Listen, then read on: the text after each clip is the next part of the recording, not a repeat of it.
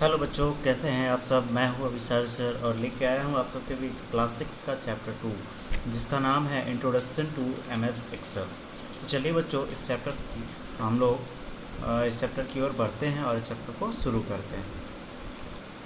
तो जैसा कि आप सब देख पा रहे होंगे, आपके इस चैप्टर का नाम है इंट्रोडक्शन टू एमएस एक्सेल 2013, यानी कि 2013 का जो वर्जन है एमएस एक्सेल का, उसका इंट्रोडक्शन इसमें है।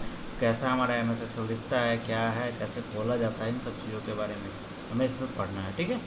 M S Excel is important member of M S Office family, यानी कि एम एस ऑफिस फैमिली का एक इम्पॉर्टेंट मेंबर है। हमारे एम एस ऑफिस के फैमिली में बहुत सारे मेंबर्स आते हैं, जैसे कि M S Word, M S PowerPoint, M S OneNote, M S OneDrive, फिर से आपको आ जाएगा एम एस एक्सेस आ जाएगा, एम एस आउटलुक आ जाएगा, और भी बहुत सारे टूल्स हैं। लगभग 8-9 टूल्स हैं जो कि एम एस ऑफिस के अंदर में आता है। उसी टूल्स में से एक आपका एम एस एक्सेल है। ठीक है। It is an electronic spreadsheet that runs on the computer, यानी कि एक इलेक्ट्रॉनिक स्प्रेडशीट है जो कि आपके कंप्यूटर पे रन करता है। स्प्रेडशीट कहने का मतलब अरेंजमेंट होता है एक रॉ और कॉलम का, यानी कि रॉ और कॉलम का एक अरेंजमेंट होता है। उसको हम लोग बोलेंगे क्या, उसको हम लोग स्प्रेडशीट बोलेंगे। तो आगे हम लोग बढ़ते हैं और देखते हैं M S Excel is use to organise data into row and column, यानी कि डेटा को ऑर्गेनाइज फॉर्मेट में यूज करने के लिए हम रो और कॉलम में अरेंज करते हैं। ठीक है। और मैथमेटिकल कैलकुलेशन भी यहाँ पे किया जाता है। ठीक है। आपको पता होना चाहिए कि एम एस एक्सेल फुल्ली एक मैथमेटिकल प्लेटफॉर्म आपको प्रोवाइड करता है, जहाँ पे आप addition, subtraction, multiplication, sorting, filtering, searching, ये सारा ऑपरेशन परफॉर्म कर सकते हैं। ठीक है। अब हम लोग देखते हैं कि आखिर हम एम एस एक्सेल का यूज कहाँ कहाँ कर सकते हैं, किस यूज के लिए कर सकते हैं। कुछ एग्जाम्पल के थ्रू समझते हैं। जैसे कि मान लेते हैं कि हमें अपने स्कूल में कुछ बच्चे जो पढ़ रहे हैं, उनका हमें एक मार्कशीट बनाना है, एक परसेंटेज बनाना है कि कितना परसेंट मार्क वो लाए हैं अपने टोटल एग्जामिनेशन में। ठीक है। तो उसके लिए हम एक्सेल में अपना बच्चे का डेटा डालेंगे। डेटा डालने के बाद हम लोग उसको उस पर परसेंटेज नाम का जो ऑपरेशन होगा उसको परफॉर्म करेंगे। उस तरह से हमारा परसेंटेज निकल जाएगा। ठीक है। अब आगे हम लोग बढ़ेंगे, हमारे एक्सेल को खोलेंगे कैसे, एम एस एक्सेल को हम ओपन कैसे करेंगे। एम एस एक्सेल ओपन करने का हमारा दो ऑप्शन है। ठीक है। पहला हमारे स्टार्ट बटन पे जाएंगे। स्टार्ट बटन में जाने के बाद हमें ऑल एप्लीकेशन में जाना है। ऑल एप्लीकेशन में जाने के बाद हम लोग को एम एस ऑफिस 2013 में जाना है। अब हो सकता है किसी बच्चे के कंप्यूटर में, अपने स्कूल के कंप्यूटर में एम एस ऑफिस 2013 नहीं हो। ये हमारा हो सकता है 2007 ही हो सकता है ना, 2007 ही हो। तो जो भी हो, आपके एम एस ऑफिस पैकेज के अंदर जाना है। एम एस ऑफिस का 2013 जो है वो वर्जन होता है। ठीक है। 2013 में वो लॉन्च किया गया, ज़रूरी नहीं है, 2013 नाम का वर्जन है। ठीक है। उसको खोलना है। देन उसके बाद हमें उस एम एस ऑफिस 2013 पैकेज के अंदर में, जैसे कि आप पिक्चर में देख रहे होंगे, एम एस ऑफिस 2011 दिखाया हुआ है यहाँ पे। ठीक है। सॉरी, 13 दिखाया हुआ है, 11 नहीं दिखाया गया। ठीक है। वहाँ जाने के बाद हम लोगों को ये ऑप्शन यहाँ दिख रहा होगा, एम एस एक्सेल 2013, उस पर क्लिक करेंगे, हमारा ये खुल जाएगा। दूसरा हमारा ऑप्शन क्या है, type Excel in search box, यानी कि हमारे सर्च बॉक्स में हम लोग क्या टाइप करेंगे, एक्सेल सर्च करेंगे। एक्सेल सर्च जैसे ही करेंगे हमारा ये डेस्कटॉप पे ओपन हो जाएगा। तो सर्च करेंगे, जैसे हमारे सामने आएगा उसको इंटर करेंगे और हमारा ओपन हो जाएगा। ठीक है। ओपन करने के बाद हमें ब्लैंक डॉक्यूमेंट सेलेक्ट करना है। ये आपका सबसे पहला ऑप्शन आएगा, ब्लैंक डॉक्यूमेंट करके यहाँ पे लिखा भी आएगा। ठीक है। तो हमें उसे सेलेक्ट करना है। ठीक है। ब्लैंक डॉक्यूमेंट जैसे ही सेलेक्ट करेंगे, आपके स्क्रीन पे कुछ इस तरह का पॉपअप खुल के आएगा। मैं आपको अपनी स्क्रीन पे खोल के दिखा रहा हूँ कि एम एस एक्सेल आखिर खुलता कैसे है। मेरे पास एम एस एक्सेल 2016 है, यानी कि 2016 है। कुछ खास अंतर नहीं है, दिखने में वो सेम सेम है। ठीक है। तो मैं आपको खोल के दिखाता हूँ कैसा दिखता है। तो ये रहा आपका एम एस ऑफिस 2016 का फॉर्मेट, यानी कि कुछ इस तरह से आपका एम एस एक्सेल 2016 दिखता है। इसमें सबसे पहला हमारा टैब है, यहाँ पे देख रहे होंगे, होम है, इंसर्ट है, उसके बाद पेज लेआउट है, उसके बाद फार्मूलाज है, उसके बाद डेटा है, देन रिव्यू है, देन व्यू है। होम के अंदर में बहुत सारे आपको है, फॉन्ट से रिलेटेड है, क्लिपबोर्ड है, अलाइनमेंट है, नंबर है, स्टाइल है, सेल है, एडिटिंग है। इतने सारे ऑप्शंस आपको होम में मिलेंगे। इंसर्ट में भी बहुत सारे ऑप्शन आपको मिलेंगे। प्राइवेट टेबलेट का हो जाएगा, टेबल्स का मिल जाएगा, इंस्टॉलेशंस का मिल जाएगा, स्टोर का मिल जाएगा, माई एड्स का मिल जाएगा।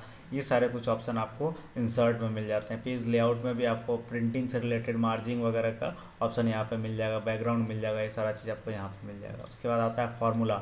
यहाँ पे जितने भी मैथमेटिकल फार्मूला होते हैं वो हम लोग लगा सकते हैं। देखिए यहाँ पे ऑटो सम का है, रिसेंटली यूज का है, फिनेंशियल फार्मूला है, लॉजिकल है, टेक्स्ट है, डेट टाइम का फार्मूला है, लुकअप एंड रेफरेंसेस का फार्मूला है, मैथ एंड ट्रिगोनोमेट्री का फार्मूला है, और भी बहुत सारे फार्मूला है जिसके अंदर हमारे पास है।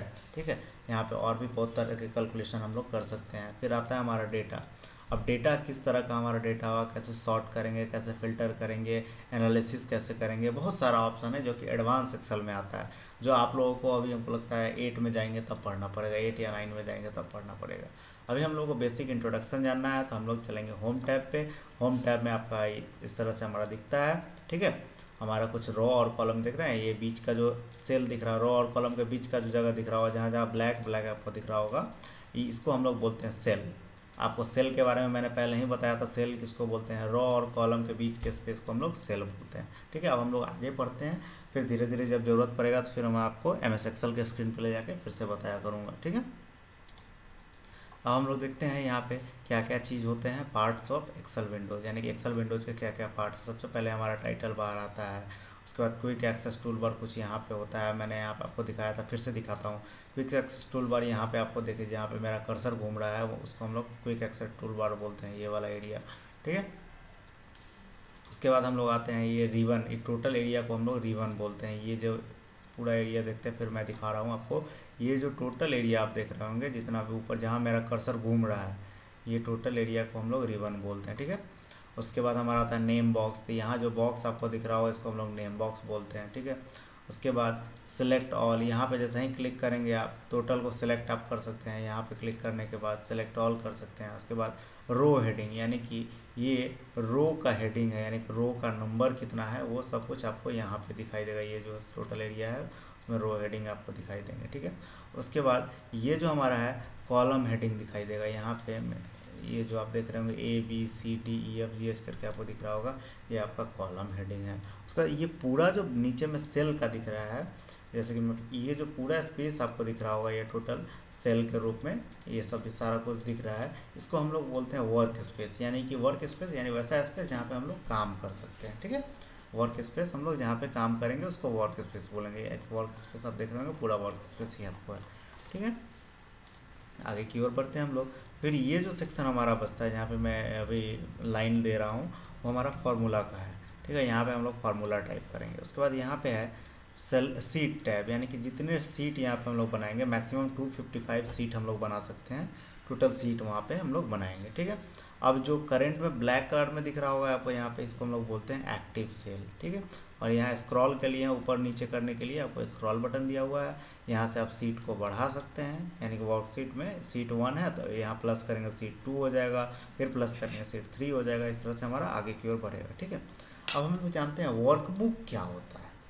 वर्कबुक जैसे कि नाम से क्लियर है, वर्कबुक। वर्कबुक करने का मतलब जैसे कि आपका एक कॉपी, कॉपी क्या होता है, एक कॉपी को हम लोग वर्कबुक बोल सकते हैं। ठीक है, लेकिन कॉपी के एक पेज को हम लोग क्या वर्कबुक बोल सकते हैं क्या? नहीं, हम लोग कॉपी के एक पेज को वर्कशीट बोलते हैं। ठीक है, तो यहाँ पे a file in MS Excel is called workbook, यानी कि MS एक्सेल के एक फाइल को हम लोग वर्कबुक बोलेंगे।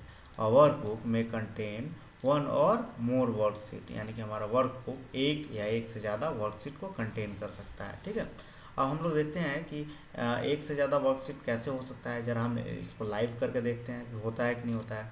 तो आप देख रहे होंगे यहाँ भी नीचे में आपको सीट 1 करके दिख रहा होगा, सबसे नीचे की तरफ देखिए लेफ्ट साइड में सीट 1 दिख रहा है। अब यहाँ पे जैसे ही हम लोग प्लस करेंगे, सीट 2 हो गया, फिर एक बार और प्लस करेंगे, सीट 3 हो गया, फिर सीट 4 हो गया, सीट 5 हो गया, सीट 6 हो गया, सीट 7 हो गया, सीट 8 हो गया, सीट 9 हो गया। इस तरह से हमारा बढ़ते चला जाएगा 255 तक। तो ये हमारे एक वर्कबुक के अंदर में इतने पेज, जैसे कि एक कॉपी के अंदर में 200 पेज होते हैं, उसी तरह से हमारे एक वर्कबुक के अंदर में 255 पेज हो सकते हैं। ठीक है, समझ में आ रहा होगा आपको। ठीक है, तो by default you have open new workbook in Excel option with the name book 1, यानी कि आपका जो बाय डिफ़ॉल्ट जैसे ही एक्सेल खोलते हैं तो सबसे पहला आपको एक वर्कबुक मिलता है, यानी कि वर्क स्पेस मिलता है, वर्कशीट मिलता है, जिसका नाम होता है बुक वन, यानी कि पहला जो आपका खुलता है उसका नाम बुक वन होता है। ये मैं दिखाता हूँ कि कहाँ बुक वन दिखेगा। यहाँ देखिए, आप देख रहे होंगे सबसे ऊपर की तरफ बीच में बुक वन करके आपको एक वर्क स्पेस मिलता है। वर्क स्पेस नहीं, वर्क बुक बोल सकते हैं उसको, ठीक है। अब हम लोग फिर से आगे बढ़ते हैं। आगे की ओर हमारा है वर्कशीट।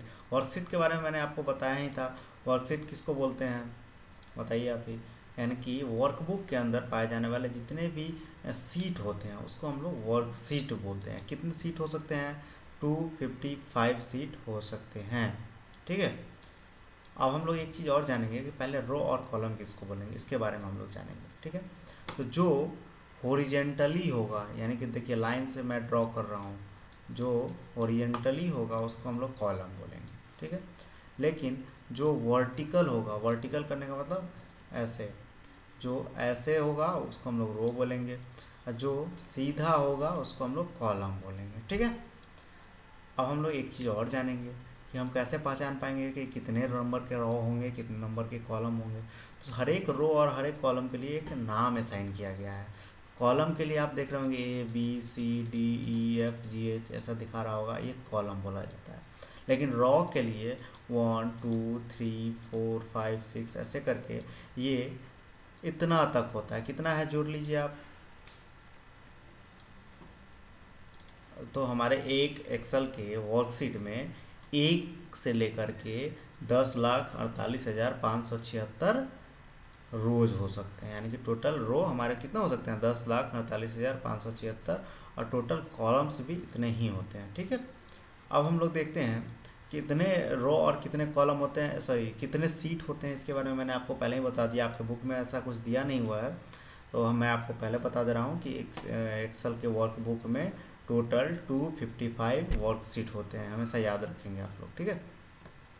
अब हम लोग देखेंगे कि ये सीट को कैसे कस्टमाइज करेंगे, अपने सीट को किसी अलग नाम से कैसे देंगे, किसी अलग कलर में कैसे डालेंगे, ठीक है। तो उस सीट का नाम पे, जैसे कि सीट 1 पे जैसे ही हम लोग जाएंगे, right click on worksheet tab button, यानी कि टैब बटन पे जाके राइट क्लिक करेंगे, ठीक है। उसके बाद from the menu select the colour, यानी कि मेनू में जाने के बाद हम लोग कलर सेलेक्ट करेंगे। Choose suitable colour for the colour chart, ठीक है।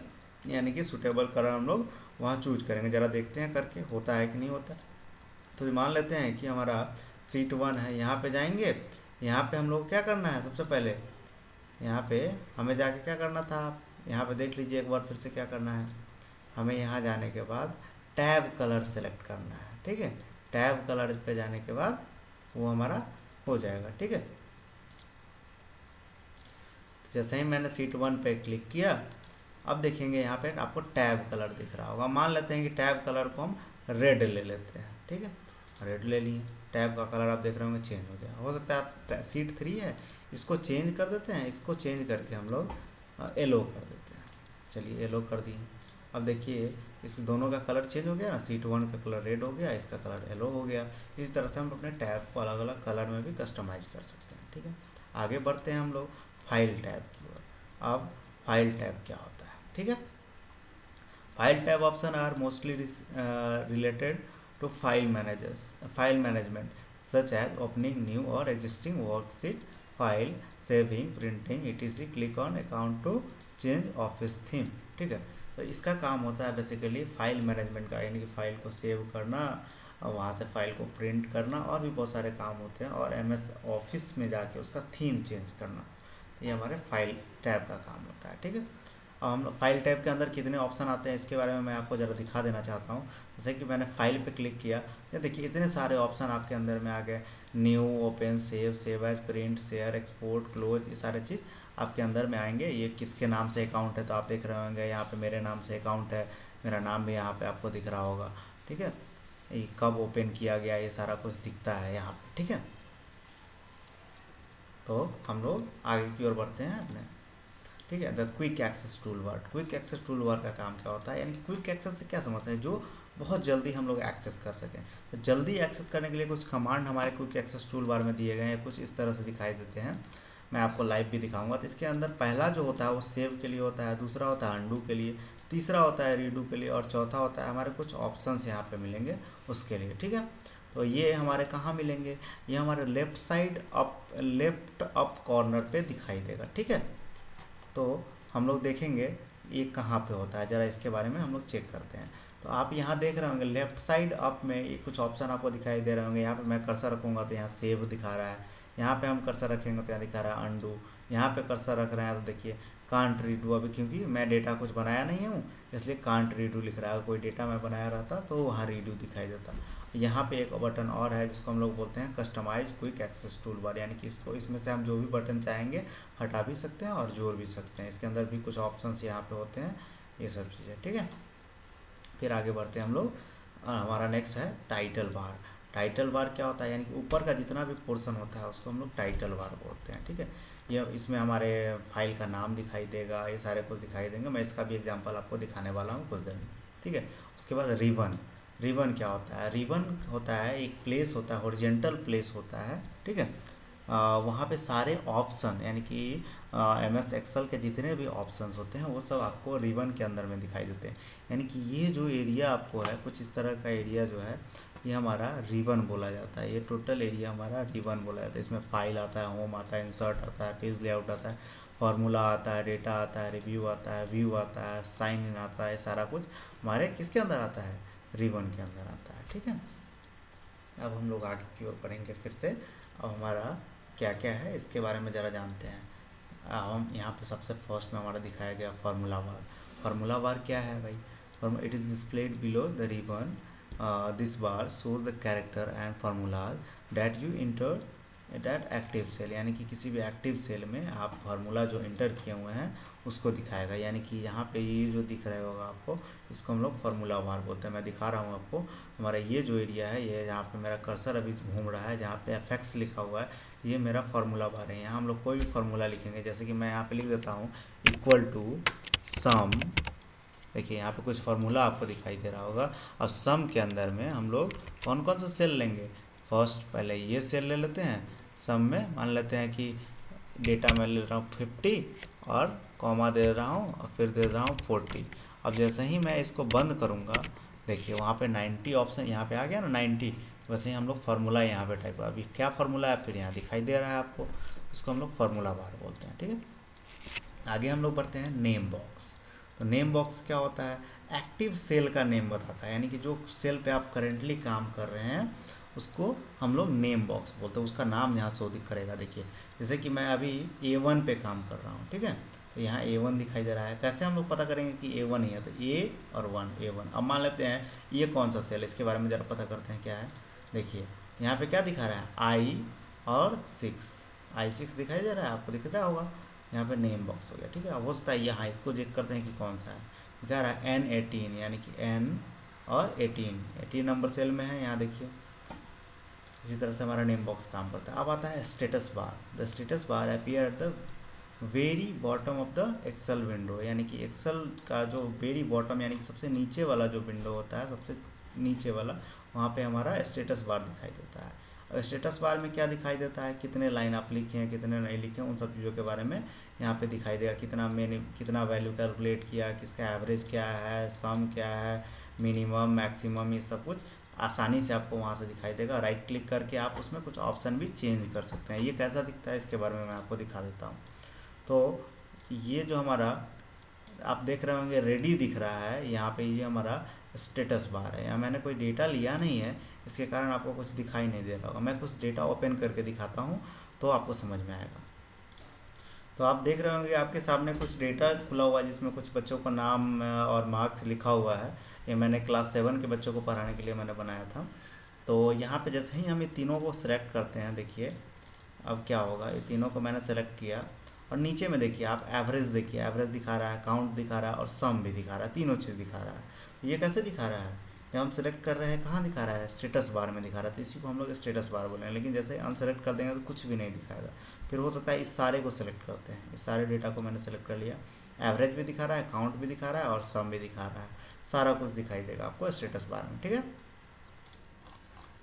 हम लोग यहाँ देखेंगे एडिटिंग डेटा इन सेल, यानी कि सेल के अंदर अपने डेटा को एडिट कैसे करेंगे। एडिट करने का मतलब होता है रिप्लेस और मॉडिफाई, या तो उस डेटा को हटा देंगे नहीं तो उस डेटा में हम लोग कुछ चेंज करेंगे, ठीक है। तो अब क्या क्या चेंज करेंगे, सबसे पहले हम लोग रिप्लेस का चेक करते हैं कि रिप्लेस आखिर हम अपने डेटा को कैसे करते हैं, ठीक है। तो मतलब रिप्लेस का मतलब पहले वाला जो था वो हट के कुछ नया आ जाएगा। ठीक, कैसे करते हैं उसके बारे में हम लोग देखते हैं जरा। यहाँ जैसे कि आपके आगे लिखा हुआ क्लास 6, तो यहाँ हम लिखना चाहते हैं वेलकम इन क्लास 6। देखिए, वेलकम इन क्लास 6 मैंने कुछ ऐसा लिख दिया, तो आपको दिख रहा होगा कि वेलकम इन क्लास 6 यहाँ पे लिख रहा है। ठीक है, तो वो पहले वाला जो डेटा था वो तो हट गया। अब दूसरा ऑप्शन हमारा है मॉडिफाई, यानी कि डेटा तो यही रहेगा लेकिन कुछ ना कुछ चेंजेज हो जाएगा। ठीक है, तो यहाँ जैसे लिखा हुआ total number of students of class 6, तो हम लोग वो नहीं करके हम लोग यहाँ पे चेंज करेंगे कि जैसे कि हम लोग चाहते हैं स्टूडेंट्स ऑफ क्लास 6 कुछ इस तरह से हमारा नाम हो, तो हम लोग क्या करेंगे, इस पर क्लिक करेंगे और यहाँ से जो टोटल नंबर है इसको सिलेक्ट करके हटा देंगे, या टोटल नंबर ऑफ को भी हटा देंगे। ठीक है, अब इसको हम हटा दिए। अब आप देखेंगे कि यहाँ पे क्या है, students of class 6 data modify हो गया ना।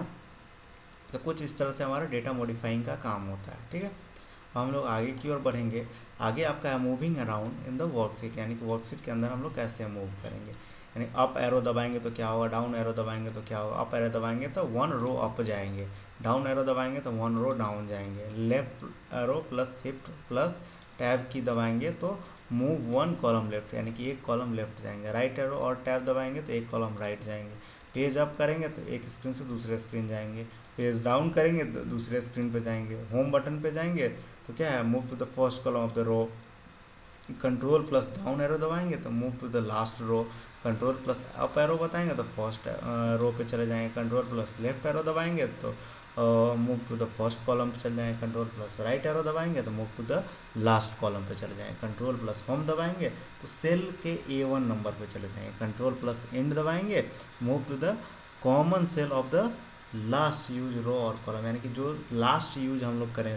मान लेते हैं कि अभी हम लोग सेल B1 पे काम कर रहे हैं तो लास्ट उस सेल पे पहुंच जाएंगे। तो ये जो आपका एक्टिविटी आपका है, आपको क्या करना, होमवर्क के तौर पे ये जितने भी की दिख रहे होंगे 1 2 3 4 5 6 7 8 9 10 11 12 13 14, यही 14-15 की आपके हैं।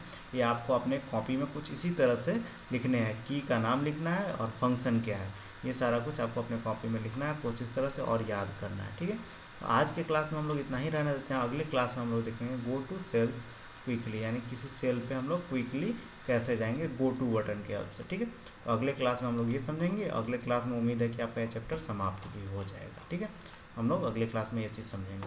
ओके, अभी के लिए इतना ही।